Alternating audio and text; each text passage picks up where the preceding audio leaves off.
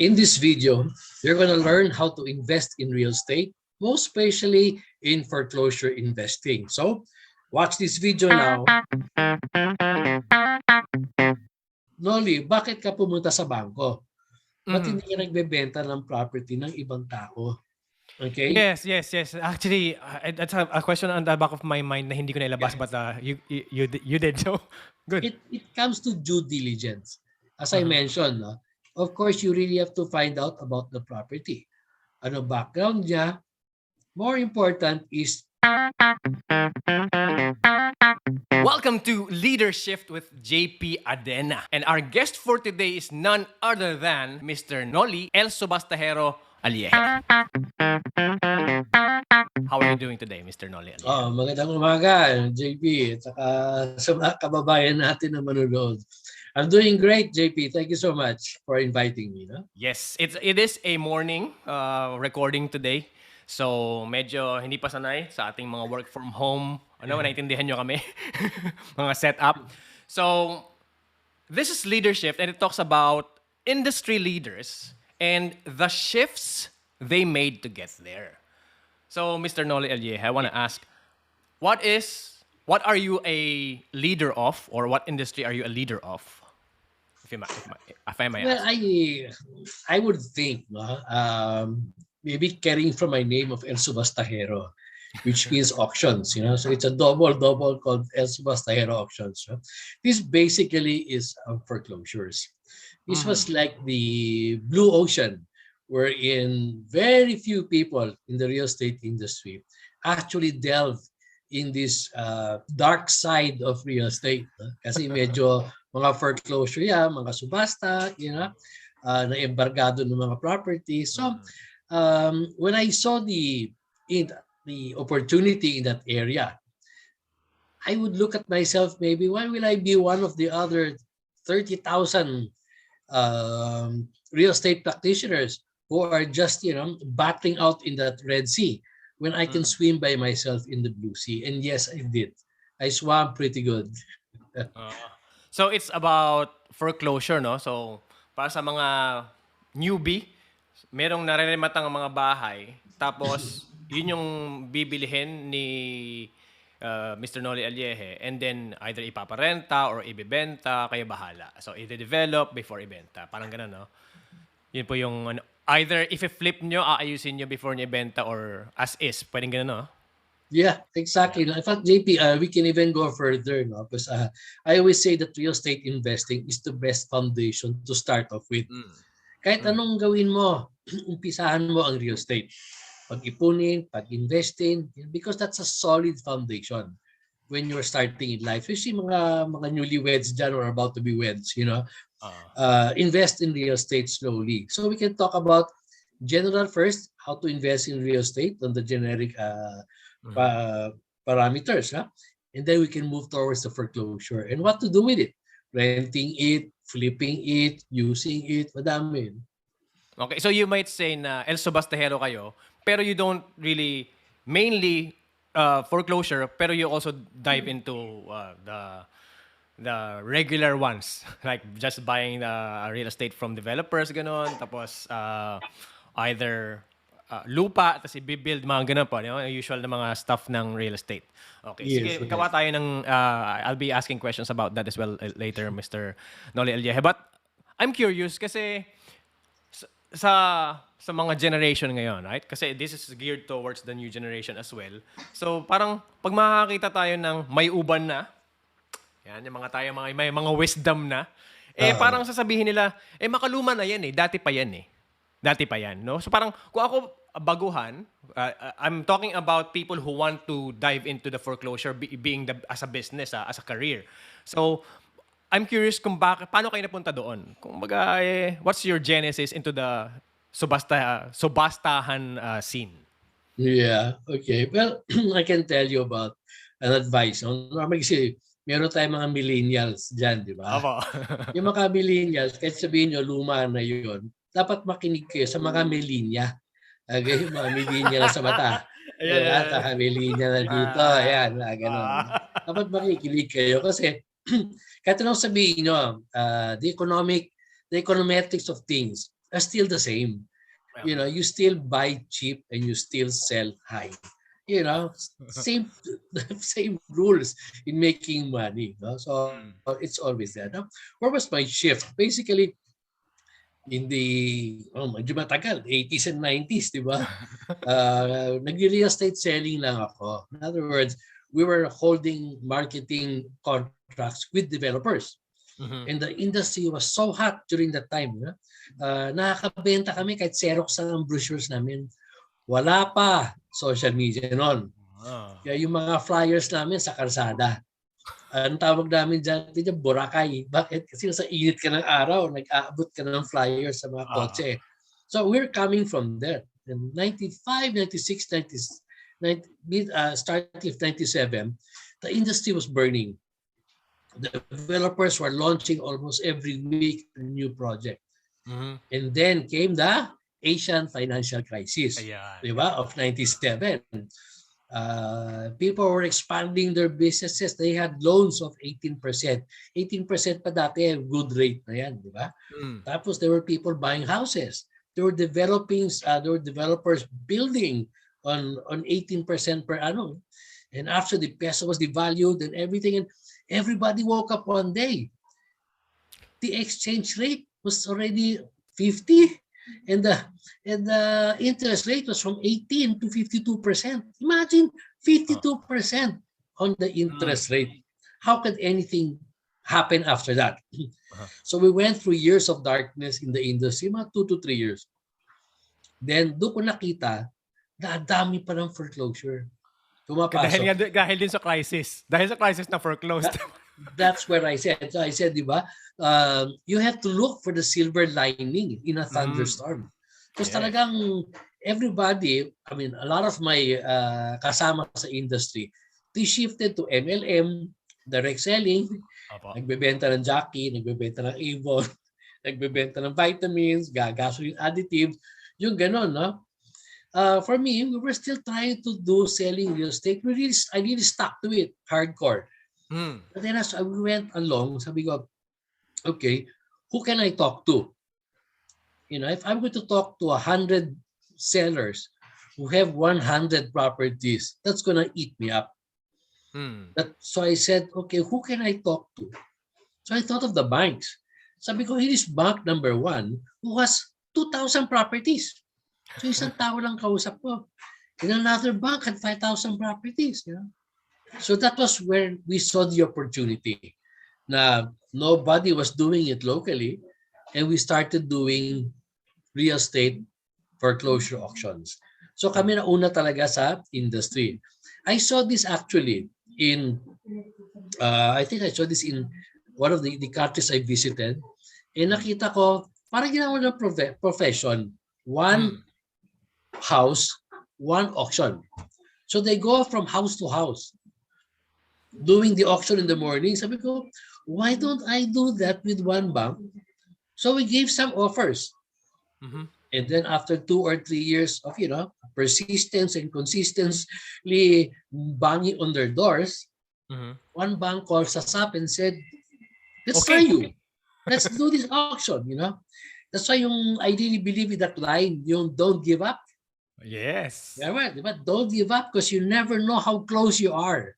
Okay, that's the shift. That's a shift. Success. So we're trying to get shifts here, right? So that's the shift. Don't give up. Yeah. You never know how close you are. And I was surprised. In our first auction, we wiped out 90% of the assets that was given us for auction. And during that time, lahat ng mga nililigawan namin na bangko, nanunood. Kumbaga, yung mga umayaw sa inyo nung una, tapos tumingin sa isang bangkong umuo sa inyo, pero laging nanonood. Yes. So they were watching, and they were really astounded also at what happened. Even I was surprised, at the success of this whole thing. But let me tell you what we normally would do. You see, it's all about networking. It's all about working together with other people. So during that time, wala pang resalo noon, wala pang mandatory PRC registration. No? We had sellers coming from nationwide. So I had what I call area partners from Apari to Vegarao, Bulacan, Batangas, all the way down to Cagayan de Oro, Davao, General San, up to Zamboanga. So we had people everywhere. And I can tell you, my area partners were tricycle drivers, taxi drivers, you know, mga retired teachers, bankers, students, basta anybody who grew up in that province was with us in that area.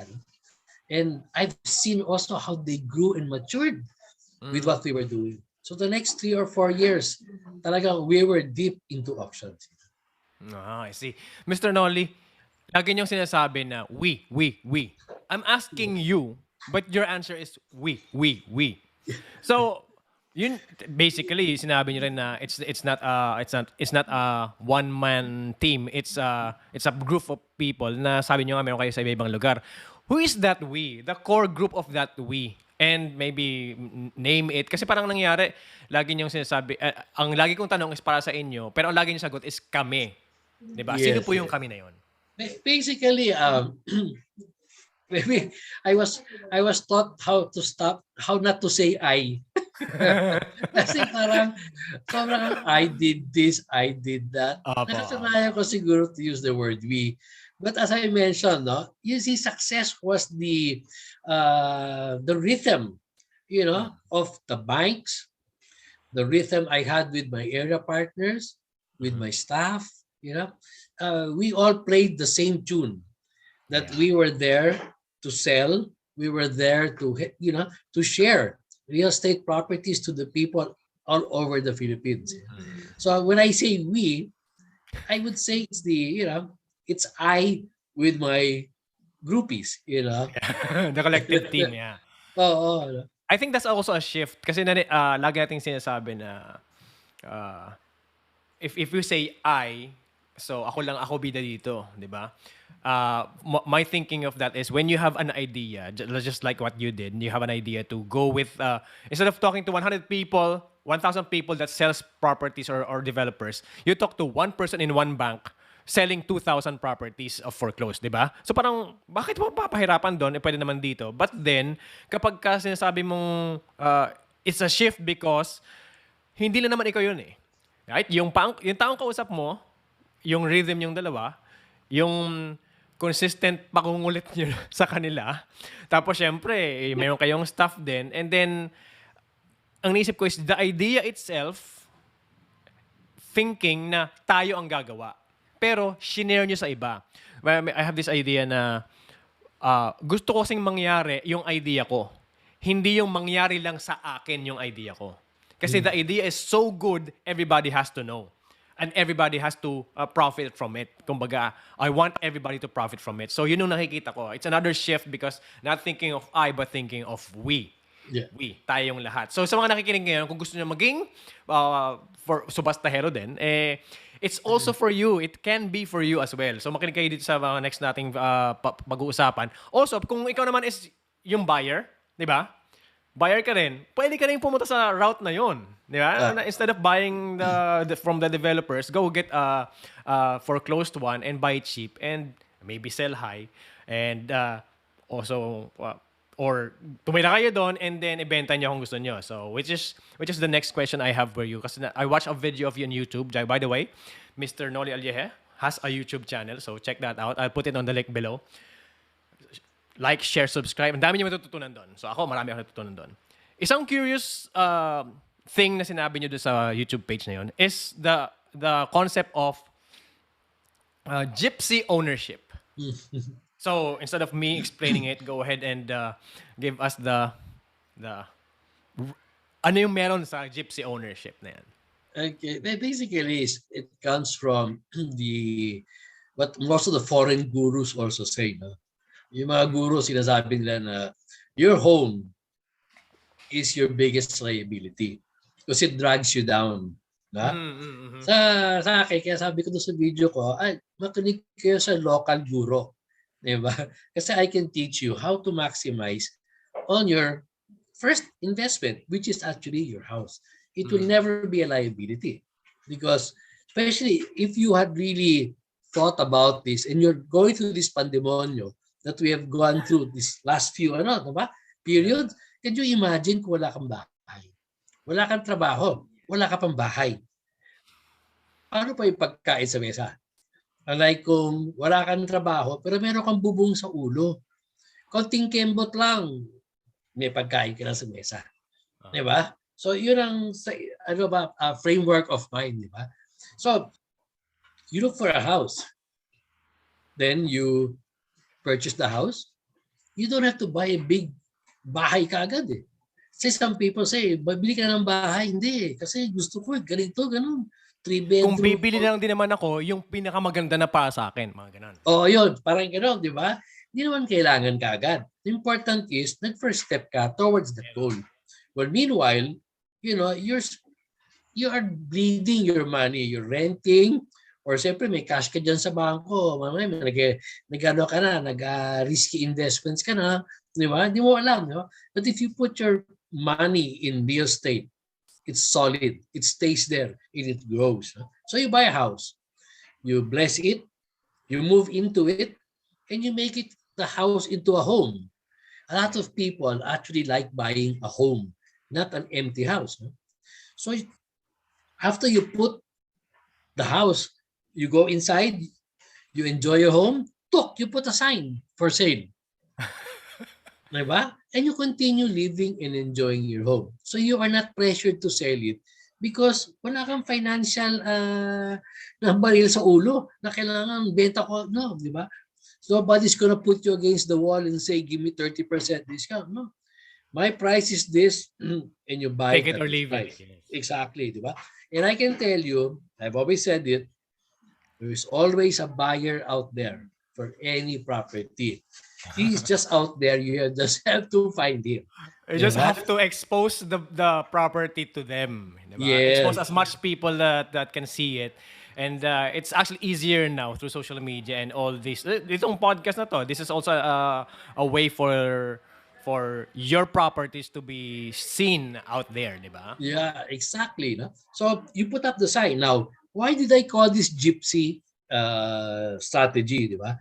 Ang gypsy kasi yan mga nasa Europe na wala silang bahay, no permanent address. They're moving from one town to another town, selling their wares, and growing their family. Nomads, no? Mga nomads. Para mga nomads sila, di ba? So you sell your house, di ba?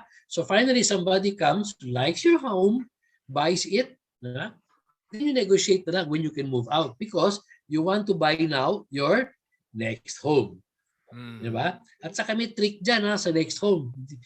Hindi mo kailangan magbayad ng capital gains tax kasi bibili ka ng bagong bahay. So may savings ka agad na 6%. No? So you go through that. Di ba? You buy your next home. Siguro dati 1 bedroom lang, 3 kayong dalawang mag-asawa at saka yung anak kasama sa kwarto. Di ba? Eh ngayon, naging 3 na anak mo. So your next home maybe is already 2 bedroom. Di ba? With a big garage na kasi may kotse ka na. Because you began to progress in life, di ba? You move into that house, you bless it again, then the next day, boom, for sale again. For sale again. It's the same thing, di ba? Doing it and doing it and doing it. Eventually, you'd be surprised. You have money already to buy a second home and your home. Di ba? Your second home, pwede mo i-renta yan, meron ka ng passive income, o yun ang pwede mo i-flip. Tapos yung isang bahay mo, gusto mo, pwede na rin for sale. Di ba? Yun. Pero advice ko lang naman, huwag naman siguro every month. Kawawa ng pamilya mo. Wag naman monthly, di ba? Hindi naman yung lipat ka ng lipat. Ang matrabaho ang maglipat. Alam nyo, parang ang nangyari is nakahanap kayo ng middle ground sa age-old debate of renting, of buying a house and yung if it's a liability or an asset, di ba? Yes. Siyempre alam natin yung kay Robert Kiyosaki na your house is a liability. Na-ingrain ako noon, sabi ko talaga sa sarili ko, bakit kayo bumibili ng bakit yun yung una yung ginagawa? Bakit di kayo mag-business muna, ganito, ganyan. Tapos yung business ang magbibili ng, yung kita nyo sa business ang magbibili ng bahay. Yun yung pangungusap ko as a financial educator din sa Hong Kong. Yun din yung bukang bibig ko.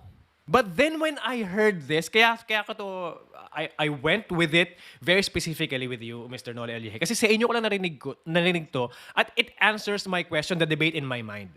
Na, bakit mo pipigilan yung tao? And yes, the pandemic exposed this as a very good way to enter the real estate scene, no matter how fresh grad ka pa lang or may uban ka na, may linya ka na rin, di ba?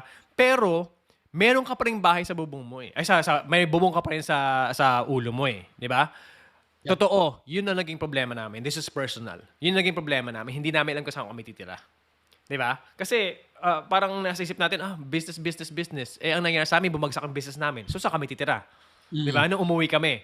So, sabi ko, oo nga, no. Bakit di lang kami? Talaga, totoo, Sir Noli. Binasa namin yung isang libro, tapos pinag-uusapan namin mag-asawa yung tungkol sa gypsy ownership. So, totoo talaga, very specific kami ng asawa ko na yun ang gagawin natin. Hindi tayo bibili ng gusto natin. Yung mabibili na natin ngayon, yung kaya na ng bulsa natin, yun yung gawin natin, and then ibenta mo. Sprinkle love into it. Right? And then the people will see that love.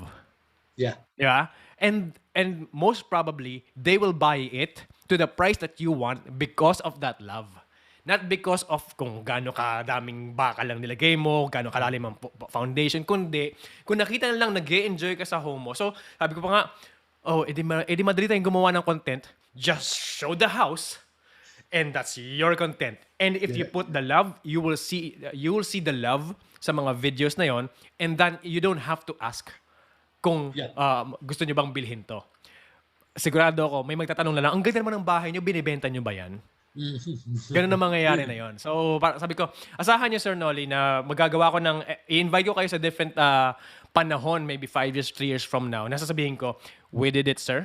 We did the gypsy ownership, and these are the videos, and this is the proof that it works. And it's pandemic proof as well. Oh, yeah. Di ba? Yun yun eh. Pero gusto kong malaman sa inyo. Sabi nyo, regular kayong real estate broker or real estate scene kayo dati pa before napunta sa foreclosure. Di ba? Yeah. So, isibihin nung bata pa kayo or fresh grad, yun na talaga yung ginagawa nyo? Walang iba kayong ginawa kundi yun? Okay. Hindi. Ang dami kong ginawa. Busy ng bata. Dami kong ginawa. And I always had an entrepreneur mindset. No? Mm-hmm. But I also got employed. So I had two pockets to fill. You know, when I was working, I was also an entrepreneur on the side. I think from curtain manufacturing to fashion, smocking, subcontracting of clothes, you know, gym management, learn to swim programs, lahat pinasukan ko talaga, nagawa ko talaga na gusto ko.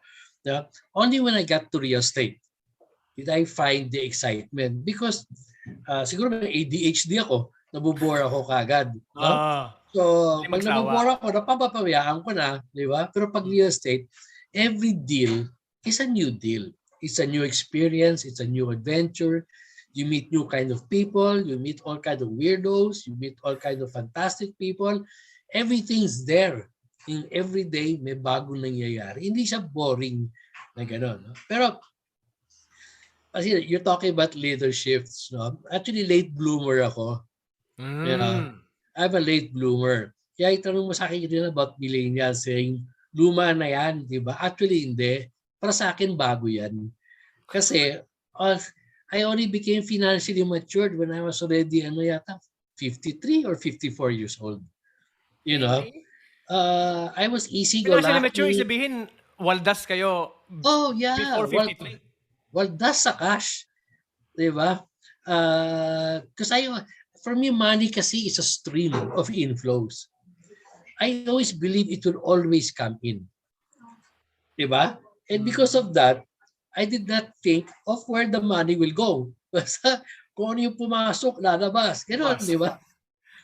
Kaya sabi ko, naging matured lang ako, finance. Siguro mga 52, 53 na when I was doing the auctions, and one of the bank officers sat down beside me and he goes, Noli, ano ginagawa mo sa pera mo?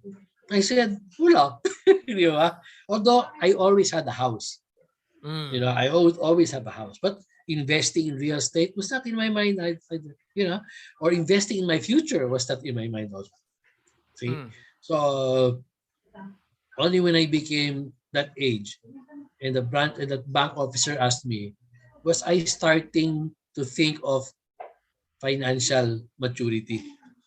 Doon ako nag-umpisa maging investor. So while people will say you have a 10-90 or a 20-80 share of investable funds versus your inflow income, di ba?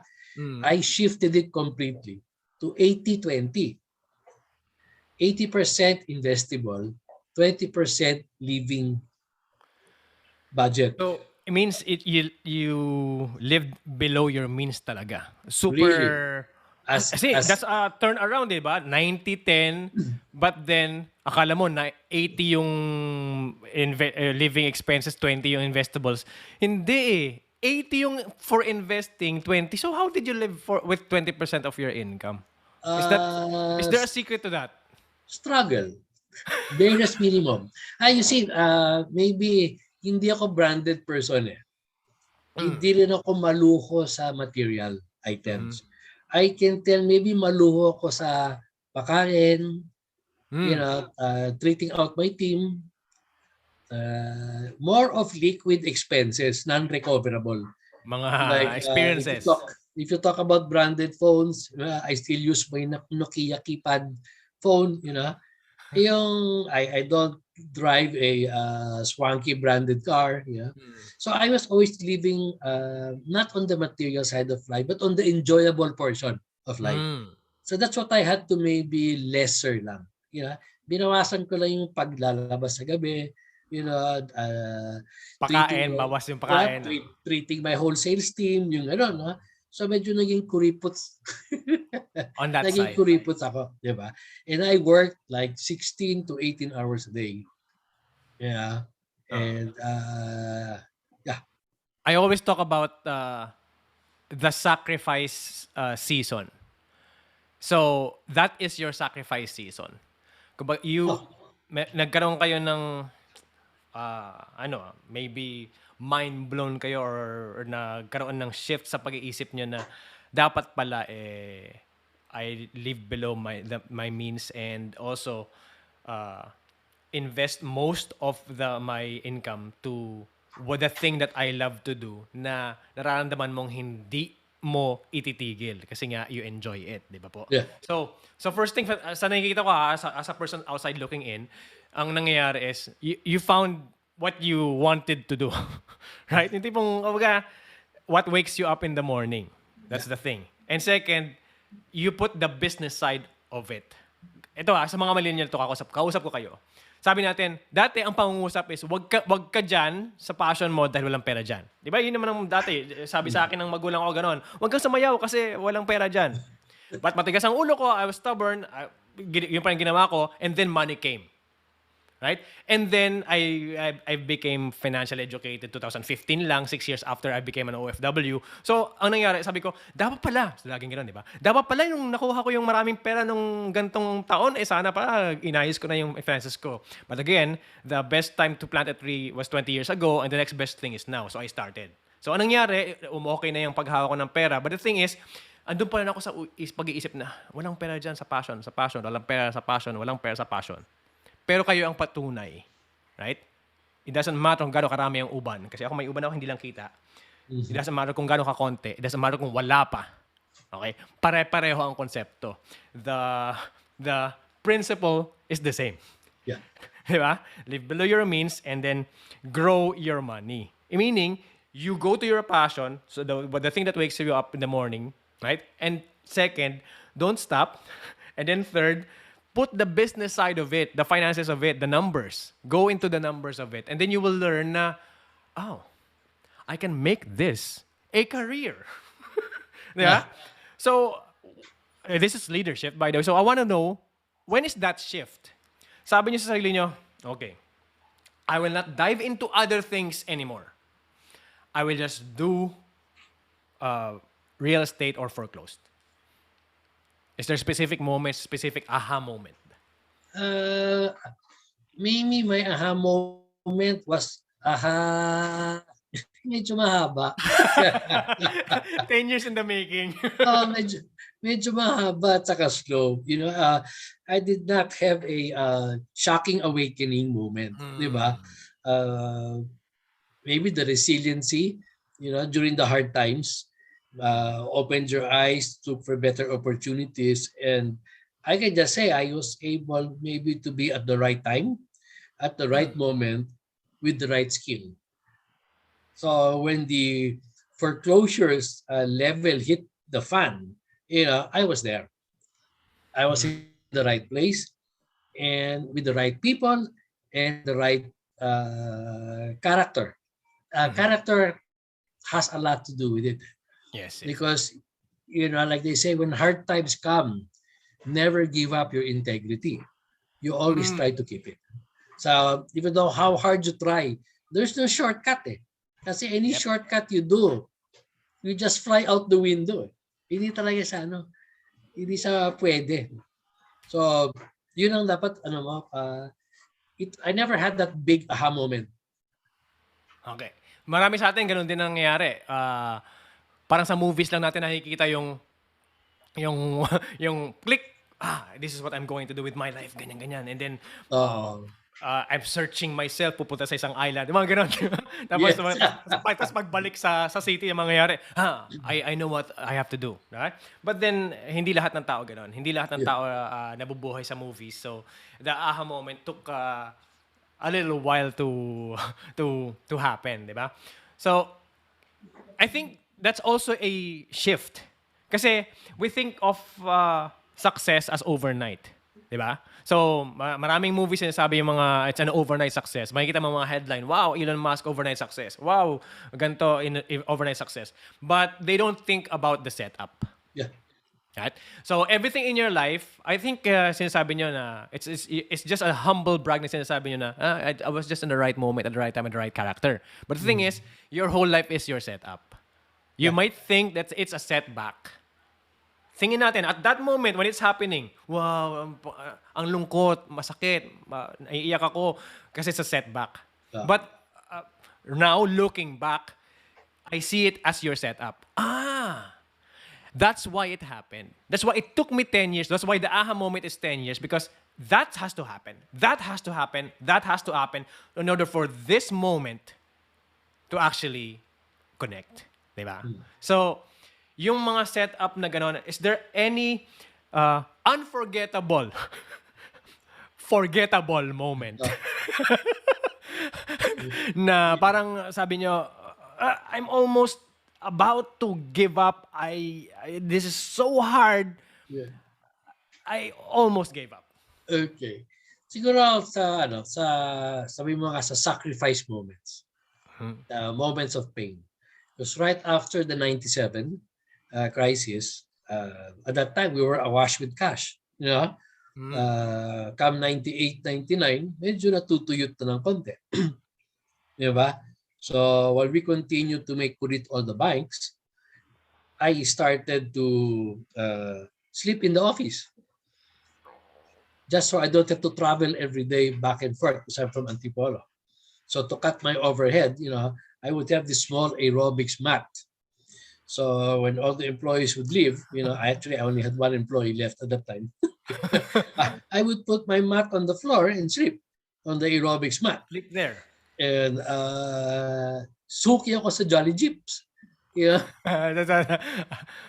uso sa Makati, di ba? Yung gilid-gilid. Jolly Jeep pa dati doon. Suki ako doon. Tapos yung office ko was actually, mayabang nga ako, tawag ko sa office ko, the upper penthouse. Actually, it was a machine room, radio room ng building na nasa taas. Diba? So, since I was doing the marketing in Subic for the owner, sabi ko sa kanya, baka pwede doon ako sa taas. Sabi niya, sige, doon ka sa office. It was like a 20 square meter room, and that was our office, pero upper penthouse. Upper penthouse. So, yan yung mga you see, I believe in you have to go to this period of deprivation, Yes. Parang not being naman so religious, di ba? Pero parang the garden in Gethsemane, di ba? Mhm. Na you have that moment that you have to deprive yourself to be able to appreciate and to clear your mind of Mhm. what you can do and what you can still move forward to. And parang naging clearer sa akin lahat, But it was not a parang blinding moment, like a light on my head and said, you will do it. Hindi naman Hindi naman ganon, gano'n. diba? Small realization and small struggle to be able to reach. As I said, you never know how close you are, di ba? Oo. Yun. Whenever you say that, parang naalala ko yung picture sa Facebook nakita ko na may isang taong naghuhukay. Tapos yung isa, two scenes, yung isa pabalik na kasi sumuko na siya. Tapos yung isa Oo. naghuhukay pa rin. But the difference is yung naghuhukay pa rin, isa lang yung nasa kanya. Isa lang yung makikita mong diamond.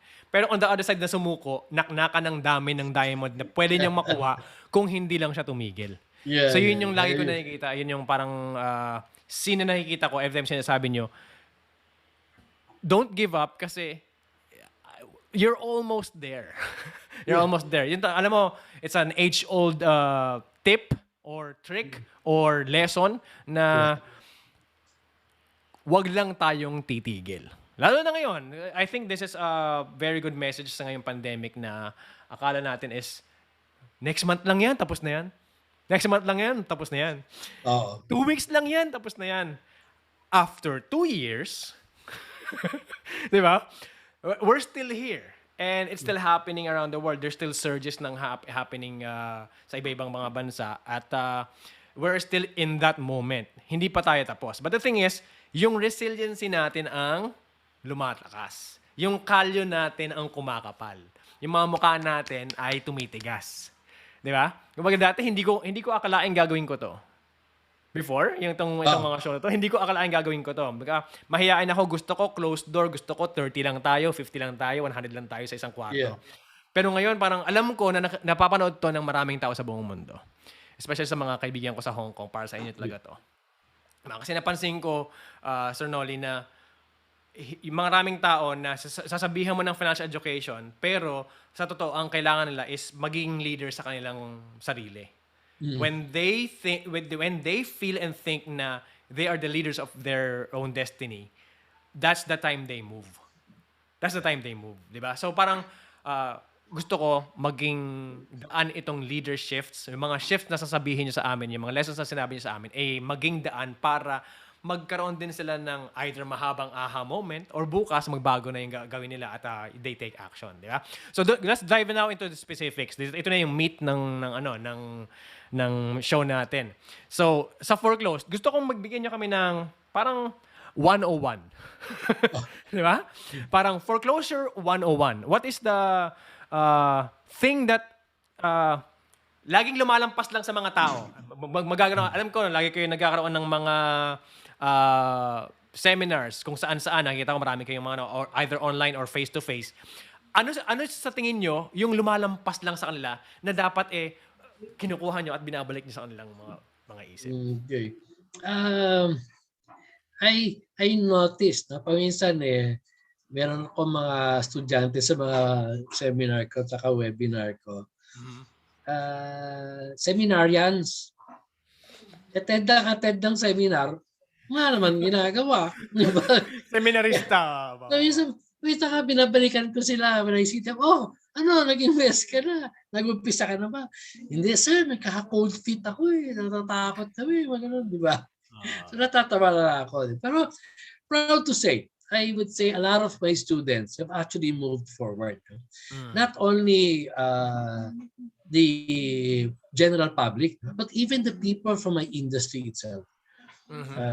I've been advocating for people to stop selling and to start investing. And that is in the industry lang. Sabi ko, benta kayo ng benta. Di ba? Doon ako galing Di ba?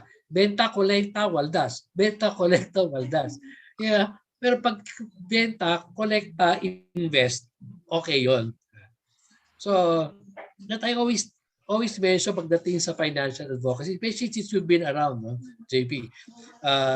I was with you also even sa Hong Kong, di ba? Opo. I attended, I think, twice or thrice for you in Yes, that building, no? But when I go outside and I'm walking down, the Orchard Road, and all the Filipinos there are sitting down on the sidewalks, and everybody's with their cellphone. As in talaga, pati ako nagugulat ako sa gaganda ng cellphone nila. But I've nothing against that. That's not financial advocacy that they bought that. That is self-gratification, which is very important. Yes. That's why when people, yung mga RFP saka may financial advocates, they always ask, anong gagawin mo dyan sa 13-month pay mo? Di ba? Ako gawin ko, I will tell you, waldasin mo. Di ba? Ubusin mo. Enjoy mo yan. You deserve it.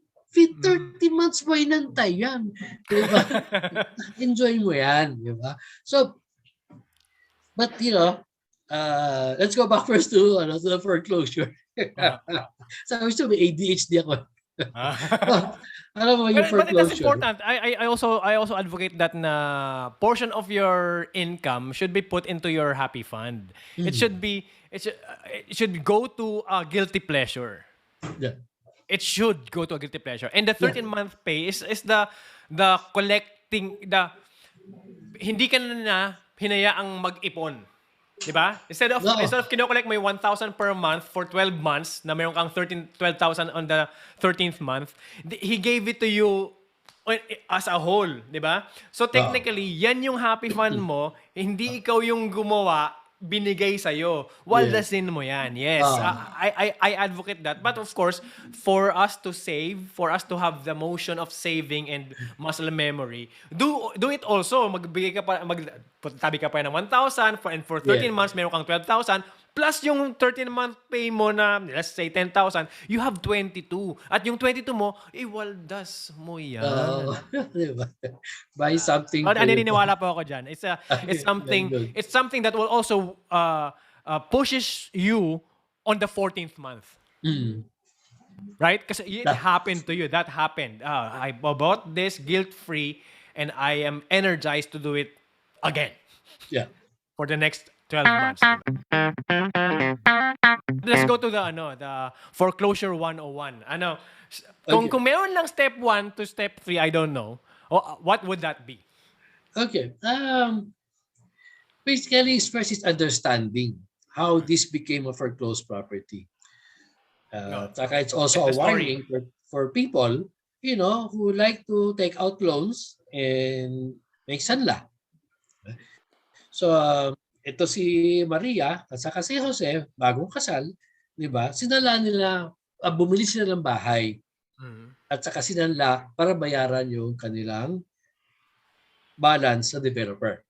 Diba? So that's a loan to be able to purchase a property. And there's also another one na fully paid na yung bahay niya, meron siya naisip na negosyo, sinanla na yung bahay niya to expand, or to get into a new business. Meron din yung isa, small time yung business niya, naisip niya na may gagawin siya, na dagdag, sinanla niya yung property niya to be able to expand. Dati 1 branch, ngayon 4 na yung branch. So yan yung mga perspective kung paano nagkakautang ang tao. Now, what happens there is, if times go wrong, like what we did the last 2 years, di ba? Recent data have shown that the non-performing loans, in other words, yung mga utang ng tao na nakakalampas ng 30 to 60 days na hindi nagbabayad, ang tinatawag dyan ay NPL, non-performing loan. Yun. Hindi ka makita. Ay tumaas na siya ng I think 5% or 8%. And that's 8% of a trillions of loans. Diba? So medyo malaki yung tinataas niya ngayon. So those happen because sometimes you did not foresee it or you did not have enough side money. No? Like for example, when you buy a property and you loan it to be able to acquire it, may monthly amortization yan. So dapat meron kang at least nakatabi ng dati sinasabi ko 6 months to 8 months na nakatabi na for the monthly amortization. Talaga understated pa na. Dapat pala 2 years. Pero di naman kasi kikita ka pa naman, di ba? Maghahanap ka pa naman ng side hustle, di ba? So, yun ang din, di ba? If you're expanding your business, you be sure you have enough equity to be able to cover the loan or you have enough inventory to be able to sell it to be able to pay off your loan. Diba? So yan yung mga you watch out for. So here's now this person, hindi na siya nakabayad. So ayan, inembargado na siya ngayon ng bangko. So when the bank now forecloses you, files it in court, and then eventually, sila na yung may-ari ng property mo. Kasi foreclosed na siya. So that's how it became a foreclosure. So step 1 is understand how it became foreclosed. And the dangers of actually taking out a loan. If you're not, side lesson, financial education lessons, the dangers of taking out a loan. Madali umutang, mahirap magbayad, di ba? Hindi na pinakamahirap gawin. Alam natin yan, di ba? Especially the relationship. Sana di na nakikinig yung mga bank friends ko. The relationship you have. Di ba? Pag nangungutang ka, napaka-friendly yan, di ba? Ang mga, pwede ba postpone ko muna yung submission ko ng papeles. Sure, ma'am, no problem. Di ba? Pero pag may utang ka na, tawagan mo siya, sabi mo, uy, pwede ba postpone ko yung monthly amortization mo? No way, Jose. No, someone will be knocking at your door na. Yeah, yun. So, you can see the dangers of it. The second is, what's the advantage of now being able to acquire a foreclosed property? Ang importante kasi dyan is kailangan inspectin mo siya. Yes. You have to inspect. Why? Second step, inspect. Yes, because this is like ukay-ukay. I know, me, I buy ukay-ukay. You know, my children are ukay-ukay professionals. When we used to go to Baguio, they would get lost in the ukay-ukay buildings. And they would come back after 8 hours of shopping. There's an ukay-ukay building in Baguio, right? They come back with 2 t-shirts. After 8 hours, 2 t-shirts, di ba? Kasi they hold it, they look at it, they smell it, hinahanap yung butas. Tinitingnan nila kung may saksak ba nung kaya nabenta, namatay yung dati may mancha. May mancha, di ba? Ganun. So, same thing when you buy a foreclosed property. Kailangan parang ukay din ang tingin mo. Kaya ba yan ayunisin? Kaya bang ayusin yan? Yung bakod na to, magagamit ko pa ba o hindi na? Diba? Kasi you try to maximize what is there in front of you. So, inspection is very, very important. Physically step on it. And if for our kababayans abroad, di ba? Ngayon, meron naman tayong Facebook Live, di ba? So, yung mga kamag-anak mo, sabihin sa oy, titan mo ngayong bahay na, mukhang magandang before presyo. mo bilhin, tingnan mo. Videoan mo, maglakad ka, hawak mo yung video, di ba? Yun. Papunta doon. Check mo pag umuulan, check mo pag mainit, 'di ba? Tanungin mo yung kapitbahay nyo, ano bang meron dito? Marami bang basagulero dito? Marami bang bumabaha ba diyan? Oo, bumabaha. Yang lang part ng yang bahay na yan bumabaha. All other parts hindi bumabaha eh. Exactly. Diba? Yung chismosang kapitbahay, sasabihin niya yan. At talking about who to ask in the subdivision, yung may-ari ng sari-sari store na pinakamalapit sa bahay. Ayan. Alam niya lahat. Nangyayari. Andun lang siya sa bintana eh. Kitang-kita niya yung pangyayari. Umulan bumagyo eh. That is true kasi we always do that. Yung mga kaibigan natin sa loob. It looks like a joke, but it's true. You should do that. Yeah. I do that. I ask the lady at the sari-sari store, pabili ng pandesal at soft drinks. Tapos tabay tanong na. Diba? Kailangan na ba yung nakatira doon dati? Kasi kailangan malaman mo din yung history ng bahay. At yung mga chismosang kapitbahay, alam nila yung history. Oo, kasi sino nakatira dyan. Dati yan ng girlfriend dati yan ng Japanese. Tapos iniwan siya. Wala na siyang pambahay. Yung mga ganun. Pero important kasi kailangan malaman mo. Kasi baka mamaya may karumal-dumal na nangyari dyan. Diba? And, medyo Inspection 101, ask the Marites. Yes, around in the Marisols. The Marisols. Diba? Opo. So yun, very important. Tsaka physical inspection. And then, Yung papasok talaga sa loob. When you say physical, as in kukunin yung susi, maybe ask kung sino man yung may hawak ng susi na really check everything. And bank maybe bring representative. bring a contractor or bring whoever that knows if you don't know.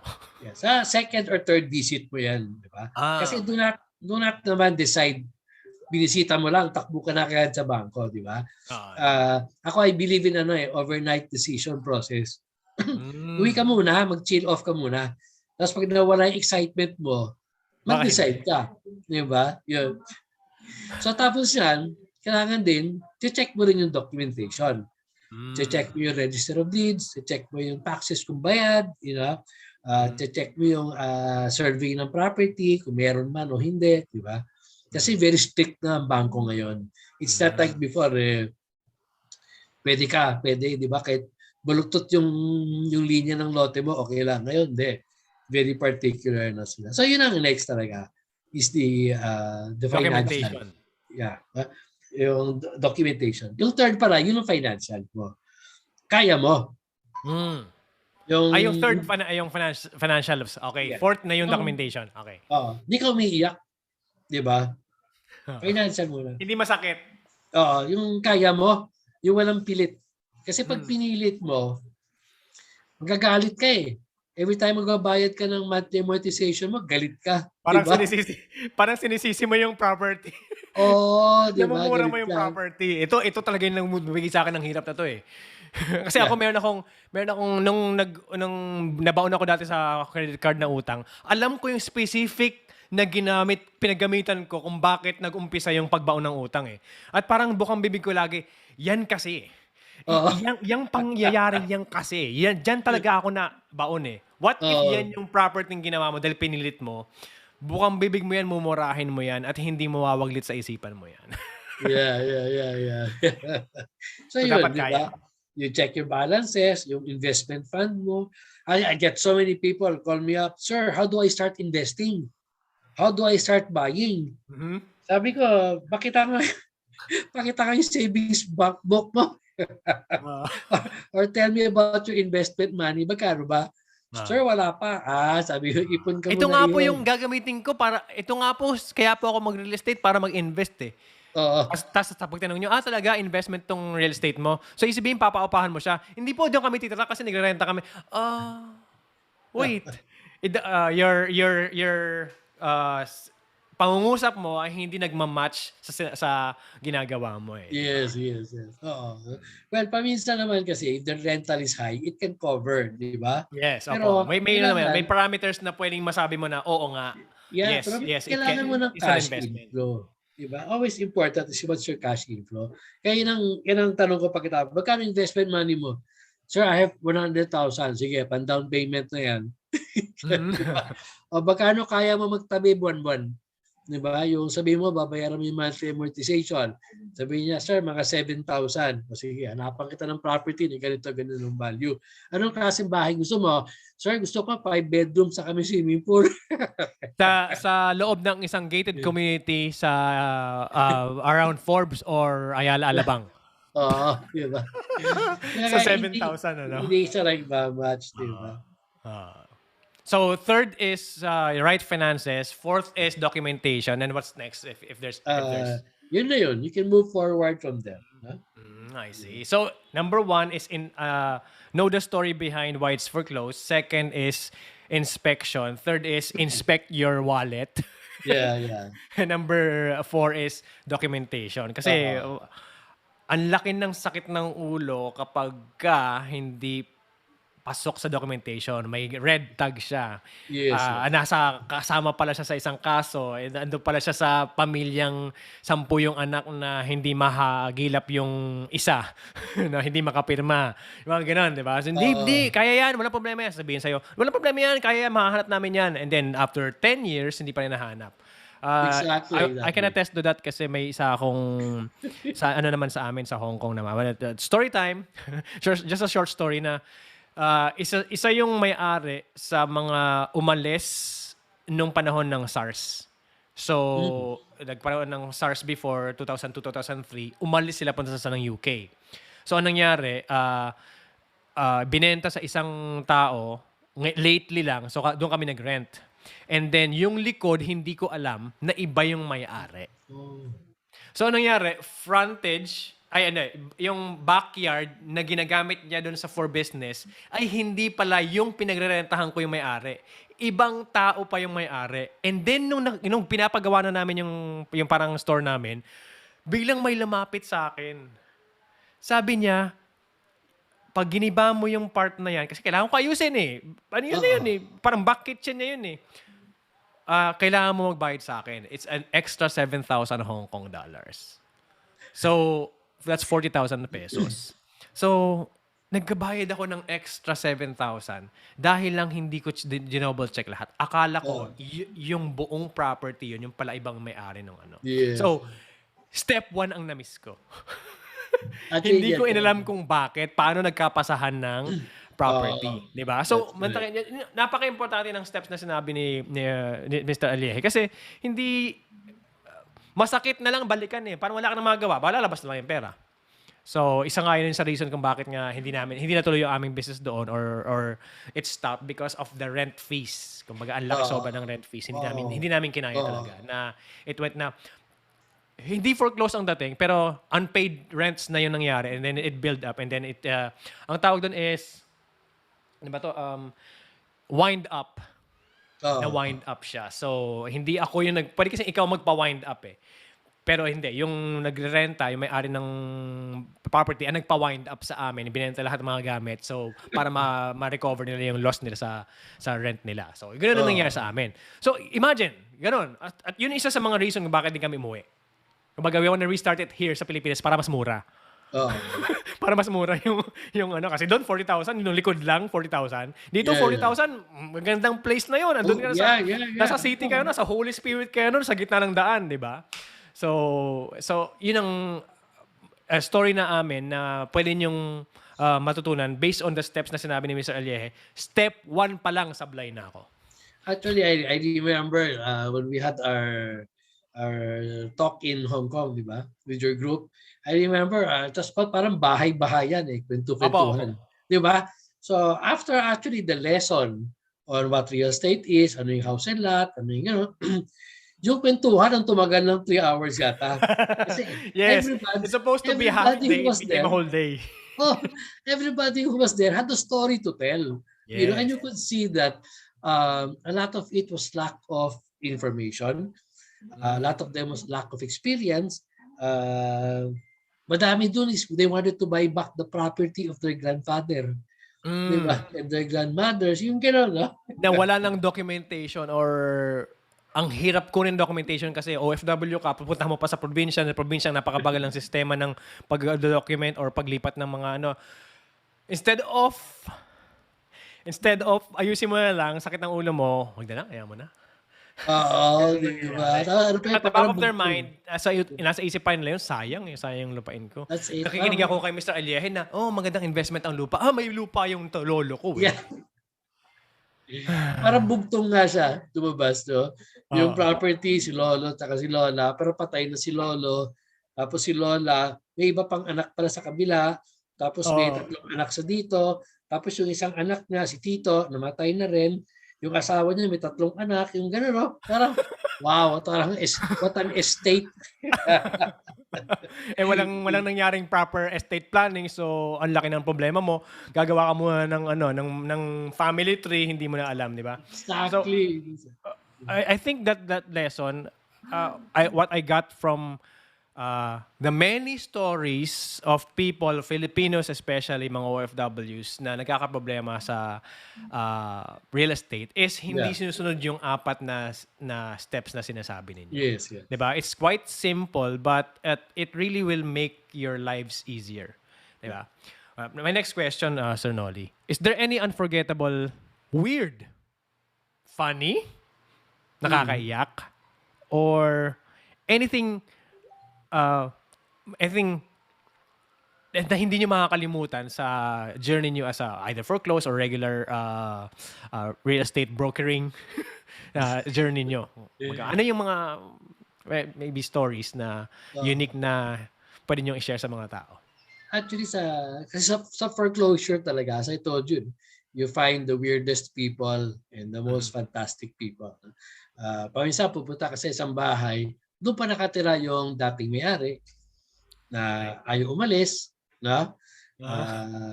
So, pinapasok kami sa loob ng bahay. Buti hindi ako kasama nun. Pinapasok yung tao ko kasi pipicturean yung loob ng bahay. Kailangan. Hindi na sinabi, former owner siya, pinapasok niya yung tao. Tapos lumabas, tumawag ng pulis, may magnanakaw daw sa loob ng bahay niya. So parang pinapasok para lang makatawag siya. Oo, di ba? Parang trap. May iba naman, papapasukin ka, tapos sasara yung gate, tapos papakawalan yung aso, tapos nandun ka sa loob ng kotse, hindi ka makababa. You know? Meron naman mababait din. No? Pero you have to imagine that most of the properties that we have looked at are dilapidated. Marami dyan bulok, di ba? Marami dyan walang bubong. So, kung mga vacant lot paminsan, may mga property dyan na wala na yung mohon. So, di mo na alam ganong kalawak yung property. So, nung pumunta ako sa Tagaytay, yung pineapple farm doon, may parang pamilya na nakatira doon sa loob ng lupa. Hindi, nakiusap ako sa kanya, umalis siya. Parang nagsasquat. Pinaalis ko siya. Sabi ko, doon ka nang lumipat sa ibang lote. Ang daming lote dyan na bakante. Huwag ka na mag-squat sa akin. Mamaya nalaman ko, hindi pala yun yung lote. iba pala yung lote na dapat tinitignan ko. Pero umalis siya. Hindi. Galit ka siya sa akin. Tapos nag-apologize ako. But it happened to me many times. Yung papalipatin mo sa kanyang lote, doon pala yung totoong lote mo. Kung nagkataon lumipat siya, nagkagulo na. Naging mas worse pa. So, you do experience. I told you, in real estate, it's very exciting because every day your buyer is a different person. You know, some are very nice, some are very sweet, some are nightmares. You know, pero at the end of the day, when you always look at the positive side of your transaction, is that I am giving this person a house, a home, or a good investment. If you have that in your mind, kahit ganong kataray at saka kaangas yung kausap mo, because at the end, that person will turn around and say, pare, salamat. Ang ganda na itong nakuha ko. Galing itong nabili ko. Yeah. So you're able to internalize that moment already. And even though how that other person really is some weirdo, di ba? Ano mo siya eh. Nakiki-carry on mo. Nakukuha mo yung kanyang kiliti. Oo. At lahat ng tao nakikiliti kapag bumibili sila ng property na masabi lang kanila na. Oh, yes. Kasi at the end of the day, they end up with their home. Yeah, it's so nice that after so many years, you go back to their place. And then you'd be surprised, that they're living there, their children are running in the garden. Parang,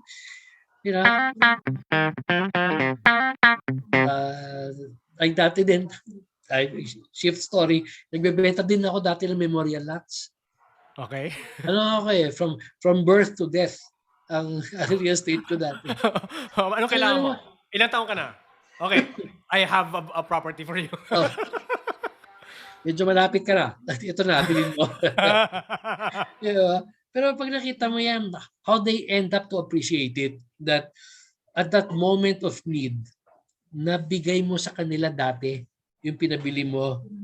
So now that they needed it, yung sakit ng ulo, saan ko ilalagay si Lolo? Nawala na yun. Di ba? Because they already had their own memorial plot. Yan yung mga sinasabi ko yun, if you're looking for an aha moment for happiness in fulfillment of your selling real estate, that's it. The enjoyment of being able to make that other person happy and,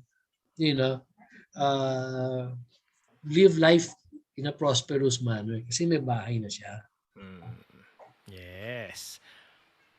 Kumbaga parang feeling mo walang connect sa feelings but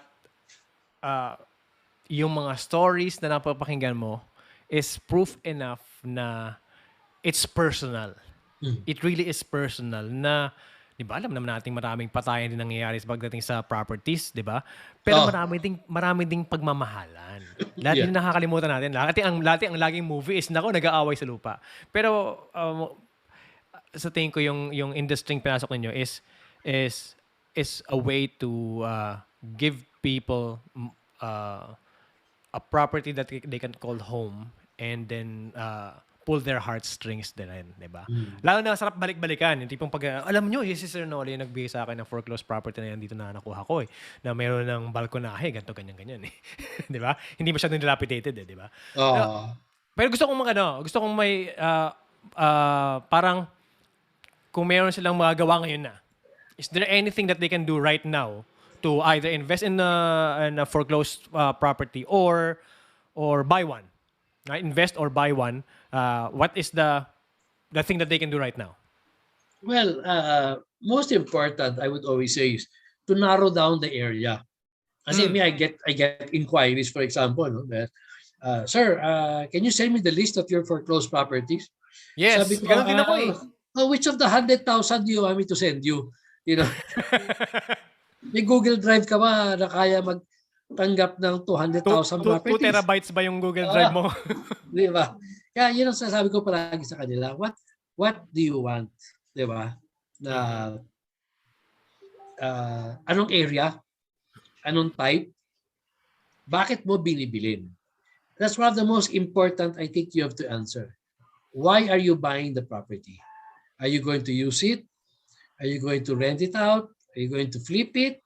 Or are you just going to keep it because you want to keep your money in a safe and secured instrument? Kailangan malaman mo kasi for every reason, there are parameters that you have to look into. For example, you're buying to rent out.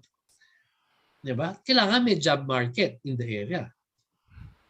If you're buying the property, meaning may nagtatrabaho, mayroong isang either business district or a factory or a school. May mag-uupa, di ba? Somebody will rent your property. Especially yung iba dyan, if they're buying for investments, you have to look for positive migration, not negative. Kasi there are some towns, mura nga yung property. Kasi umaalis lahat ng kasi tao, yung mga tao. umaalis na yung tao. So, pupunta sa kabilang bayan. Bakit? Di ba? Ba't daw wala sila dito sa bayan? Ask Tamarites again. Di ba? Kita mo sa bahay, may guhit. Di ba?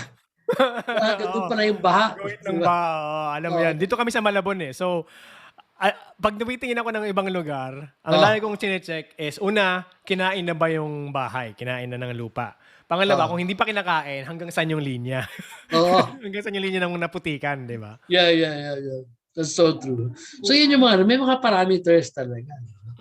Sige, let's gawa tayo ng Sir Noli. I wanna, maybe a game or maybe an exercise na ako yung pipili.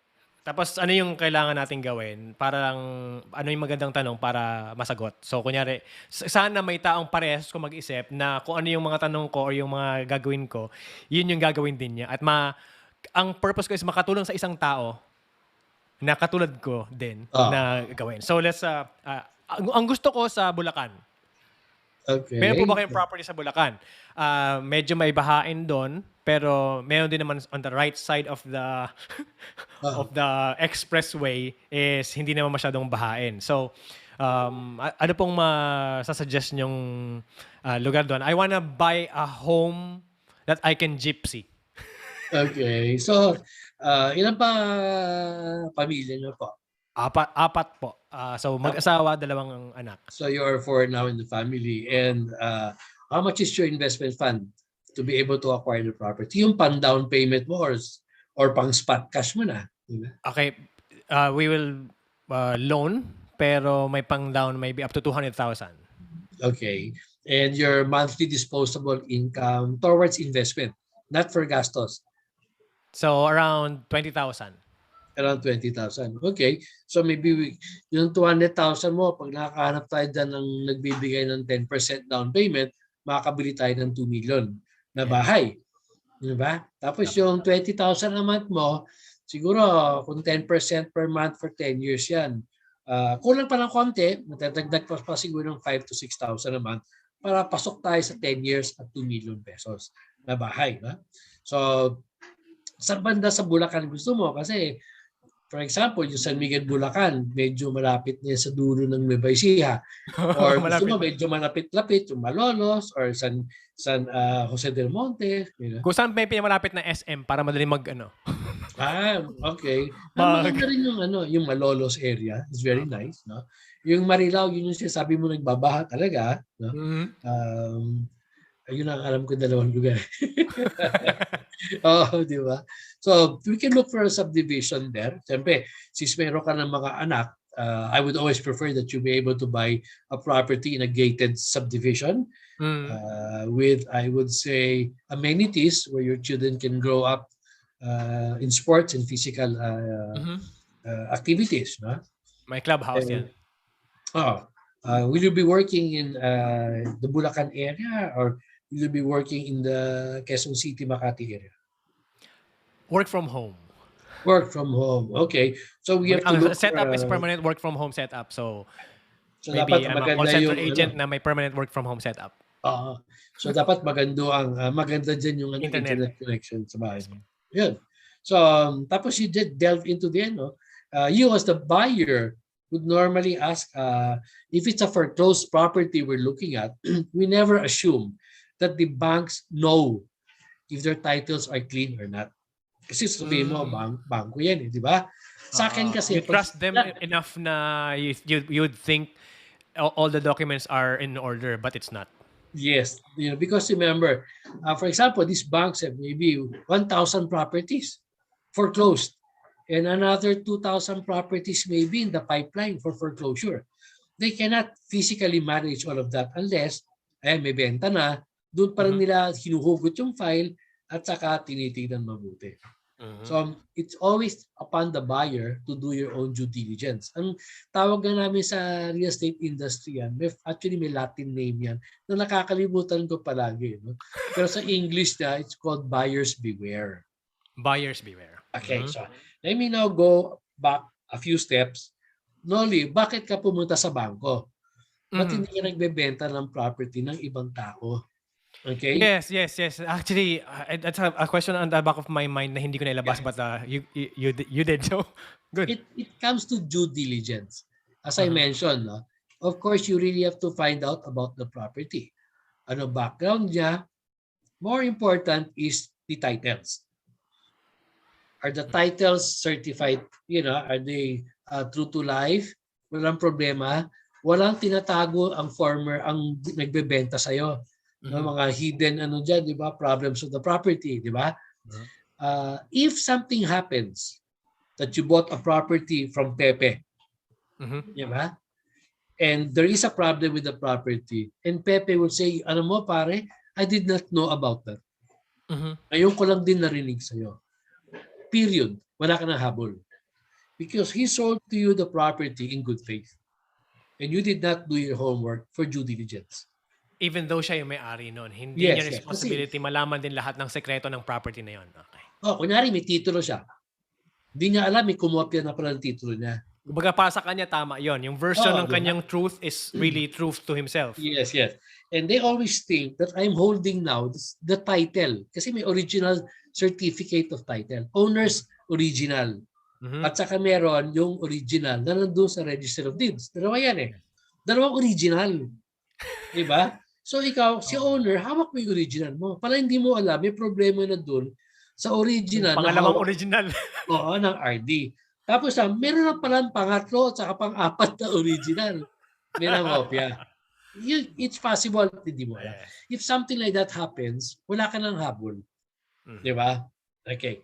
Pero pagdating sa bangko, if that happens to you and you bought that from the bank, and there's a problem with the integrity of the title, it's the bank's fault. The bank will immediately come out and refund you because they will not put their integrity on the line. Yes. That they are accepting bad collateral for the loans of the money of the people. Kasi pera ng bayan yan eh. Pera ng mga depositor yan. So they will try to preserve that. I think I've sold more than 5,000 properties for the banks over the years.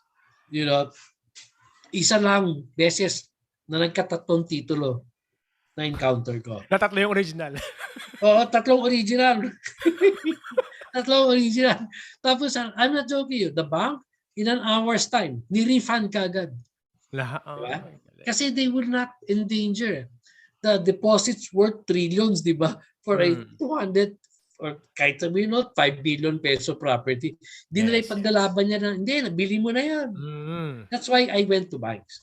Because of the due diligence process and the buyer's beware portion. I see. So it's a very good tip to.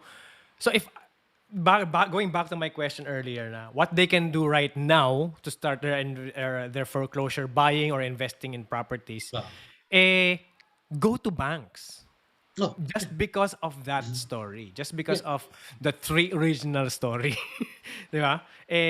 You're in a way safer sa kanila dahil you will get the refund as opposed to you're just talking to your neighbor na nagbenta ng property niya na may titulo naman siya, sa kanya tama siya. Pero marami pang ibang kopya ang nangyari. Oh, I see. At saka meron din medyo I would say may konti nationalistic if you buy foreclosed property, di ba? Nakakatulong ka sa bayan. Paano naman makakatulong sa bayan, di ba? Sige nga po. Di ba? Because when you buy a foreclosed property from a bank, for example, I bought from a bank a 5 million peso property. That 5 million is going to return into the banking system as loanable funds. The money will circulate. So, it will make ikot. So yung 5 million mo na binili mo doon, yung 5 million niya, pinautan niya kay Pepe. So Pepe was able to hire 4 or 5 people, you know. So when you look at it, it does help the economy when you buy foreclosed properties from the bank. I think what I see also na pag nakakita ko lumaki ako sa Manila, sa Dapitan, at maraming mga part doon na nung business una yung utak ko, sabi ko, pwede yan eh. Pwede yung marentahan eh. Pwede yung kukunin yan. Pwede kong bilhin yan eh. Sayang eh. Tinatambakan lang eh. Tapos malalaman mo na for sale nga talaga, tapos ganito, nabili ng ganyan. For me, it's, kung bumili ka ng foreclosed, it's a stagnant property na nagamit na kung nabenta na. As opposed sa hindi. Diba? So every time kumukuha ka ng merong isang bakanting lote na tambakan ng basura na hindi na magiging tambakan ng basura kasi binili mo na or nabili na or nabenta mo, ikaw yung buy and sell nun para maging commercial area na siya. Diba? Yes. Sa isang lugar na nakita mong tambakan. So para sa akin, alam niyo yung mga lugar sa probinsya na bakanting lote na hindi tinataniman is malaki yung tax. Pag tinaniman mo, sabihin mo, farm yan eh. So, mas mababa yung tax. So, it's the same concept. Pag mayroon mang foreclosed property na hindi talaga nagagamit na dilapidated na, pagka binili mo at ginagamit, it contributes to the economy. And maybe yung kagandahan din ng place. Diba? Yeah. So, isa-isahin mo yung street nyo, kung mayroon kayong makitang check nyo kung foreclosed, check nyo kung sa bangko, and then bilhin nyo, mga gano'n, di ba? Huwag na kayo lumayo pa. Huwag na kayo lumayo pa. Doon lang, magdaan lang kayo somewhere sa lugar ninyo is by chance. Kasi gano'n yun, di ba? Pagka law of attraction, kung hinahanap mo na, naglalabasan na, parang kabote. Diba? So dati, wala pa sa utak mo, wala pa sa radar mo. So, wala kang pakialam. Wala kang pakialam kung dilapidated yan. Pero nung sabi mo, invest kayo ako sa foreclosed, chinek mo sa bangko, sabi mo, ayun yung address. Sakto. Kapit-bahay ko lang pala. Di, nakakontribute ka pa. Para sa akin, it's fulfilling. It's also something that I'm excited about na gusto kong gawin, and maybe let's talk backstage. Actually, Mr. Alleje. It can be the best side hustle. Yes. People ask me, kailangan ba full-time to? Hindi. Alam mo, gawin mo yan every Sunday. Lumabas kayo ng family mo. Mag-tripping kayo. Punta kayo sa isang simbahan, pero meron kang pinupunta sa probinsya na before you go to the mall or before you go to your church, diba? Daan mo na kayo ng mga 2 properties, tingnan nyo, listahan nyo, Pati sabi ko nga mga barkada, di ba? You try it. Get a bank list. Puntahan nyo, inspect nyo, pag-usapan nyo. It practices your mind process, di ba? That one day I'm going to be an investor.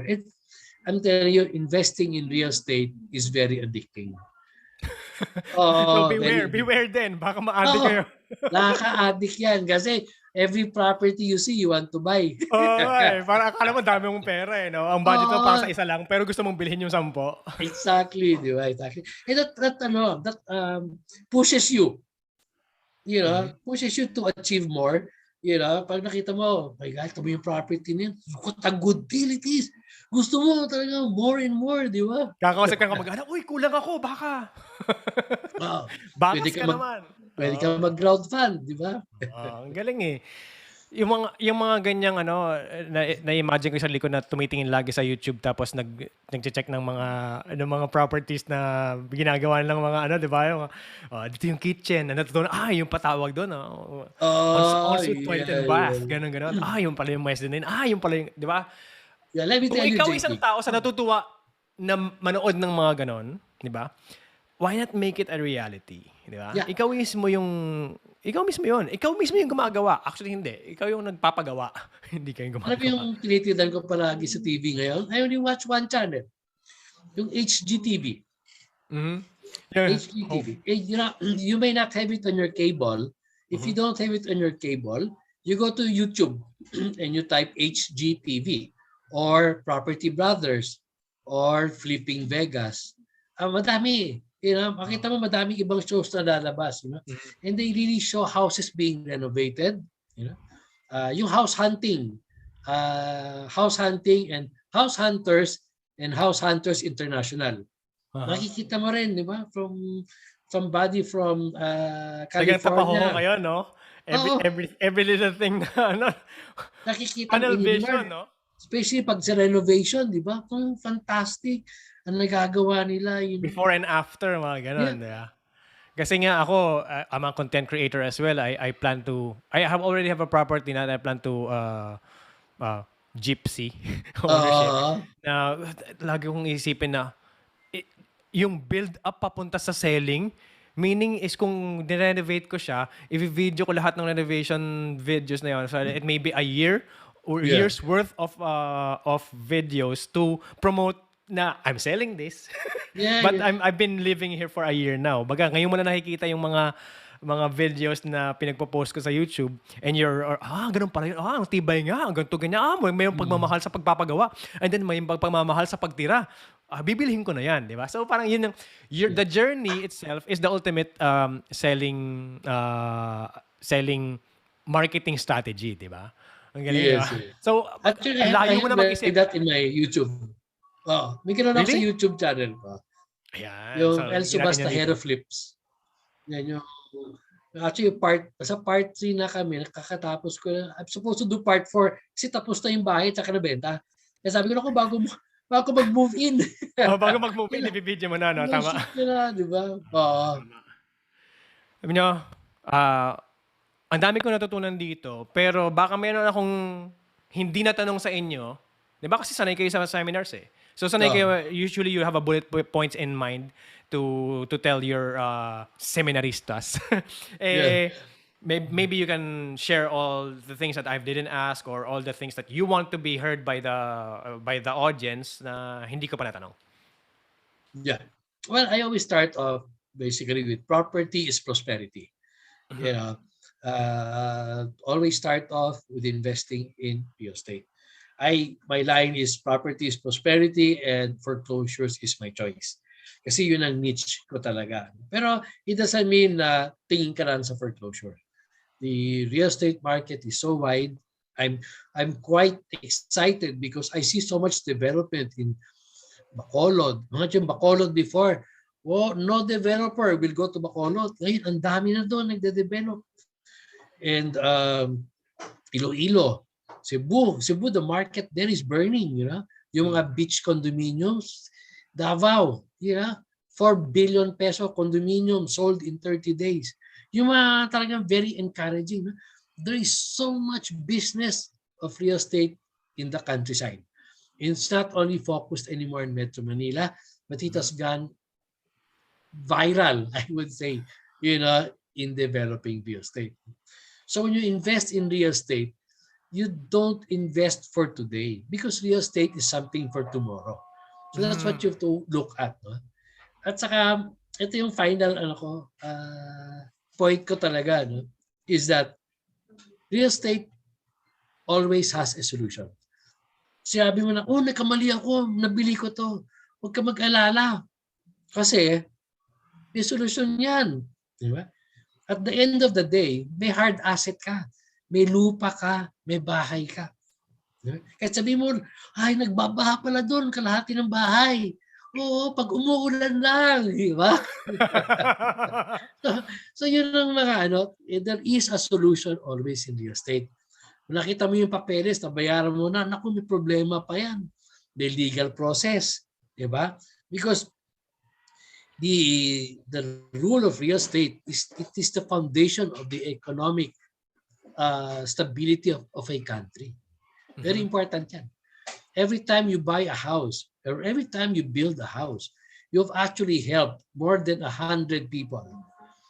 The one that makes the pako, the one that got the lupa, the gravel from the river, the truck that delivered it to the hardware, where you bought it, the peon who made salad the cemento, and the cantero who put the hollow blocks on it. You can imagine the multiplicative factor of real estate in helping the economy also. So look at yourself as a hero. You're also a real estate investor, and you are a hero to our Philippine economy. So thank you so much, JP. Enough said. I couldn't agree more. And again, this has been JP Adena, the LeaderSHIFT, and again, Mr. Noli Alleje. Thank you so much for all the shifts that you've shared to us to make you the Subastahero that you are. And we appreciate your time. See you again next week. Have a good day. Bye-bye.